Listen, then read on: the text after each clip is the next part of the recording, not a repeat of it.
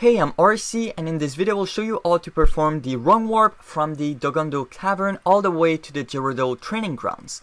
So first I will simply perform the glitch so you have a rough idea of how it goes, and then I will explain how to do it in detail. If you want more information about the emulator I'm using and the other software, you can visit my website at RacingChu.com/Zelda. Okay, so now I'll show you how it's done. So first, you want to make sure that at the end of the battle, you only have half a heart left. And this is important. You can simply step on the lava to get damage. And one thing is that you want to lure Dodongo on this side of the map.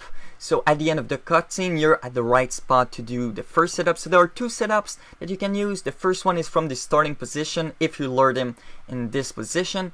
So it's hook shot, and then you side up left. You do a roll, side up right, then you want to shield turn 80 degrees to the left. Then you want to do a couple side ups, so 1, 2, 3, and 4 side ups, and you're on the right position. So if for whatever reason you messed up the setup, there's a backup. So you simply want to go in one of the corner, Z target the wall, make sure that you're in the left corner, do a backflip, roll, backflip, and then another roll. The 4 wall in theory work, except the one where the head of Dodongo is, because it will get in the way when you will do the backflips. Okay, so now we'll talk about the second part of the glitch.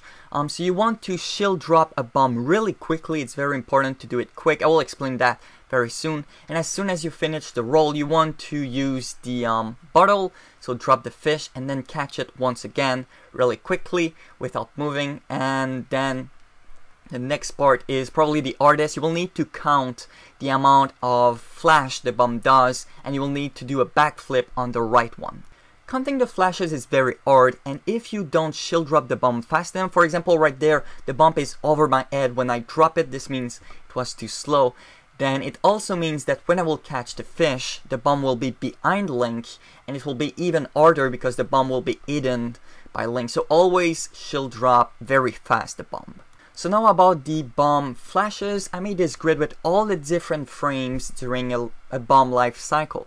So as you can see at the beginning, the bomb is moving from blue to red really slowly, but at the end it's always 2 frames red, 2 frames blue, 2 frames red, 2 frames blue, and those are called the quick flashes. Ultimately, your goal is to backflip on the first frame of the 4th red quick flash. So now in order to do that, what you want to do is to count the amount of red flashes, and then you pause, and then you pause buffer until you reach one of the 2 blue frames before the one where you need to do backflip, so on the 3rd blue flash. And when you hit those frames, what you want to do is to hold Z, and depending on if you're on the 1st blue frame or the 2nd one, you will do a backflip in consequence. So now I'll show you how it looks in the game. So now if you remember correctly, you shield drop a bomb and then use your bottle fish, and then you want to catch it once again. Then we will need to count the flashes.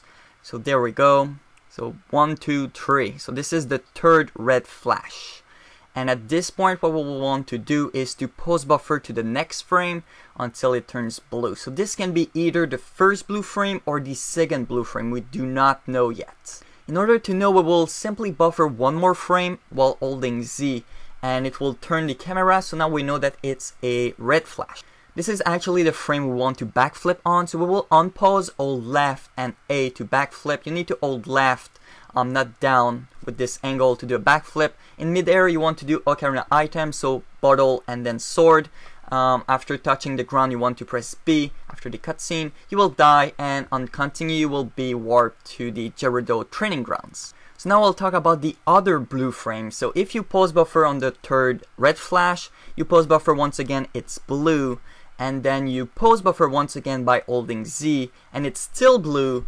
Then this means you hit the 1st blue frame, and this means you will need to buffer one more frame while still holding Z, and this means right there the bomb is red, and it's the bomb we want to backflip on. So to do the backflip in this case, it's down left A, ocarina item, so bottle sword, then press B to end the ocarina, continue, and then you will be warped to the Gerudo Training Grounds.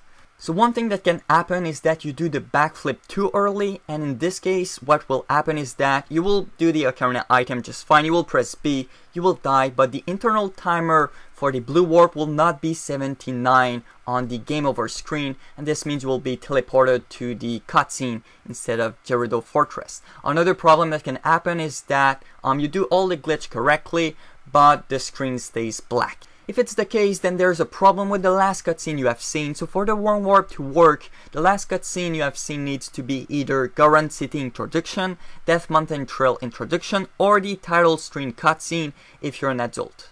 Keep in mind that destroying the wall at the entrance of Dodongo Cavern will count as a cutscene, so you really need to leave the place, go get another cutscene, and then come back and do the Worm Warp. So yeah, I guess that's pretty much it about this video. I hope you liked it, and don't forget to check out my related videos. I got one where I explain how wrong warping works, so why are you teleported to the Gerudo Training Grounds after doing the glitch I just showed. I also have a video where I show how to do a hover over the Dodongo head, so very useful to get the bombs. This is used in all dungeons. And then I also have a video about the gate skip, which is probably the glitch we'll do after the wrong warp. And finally, if you have time to spare, you can check a random video I've made. So thanks again for watching, and see ya!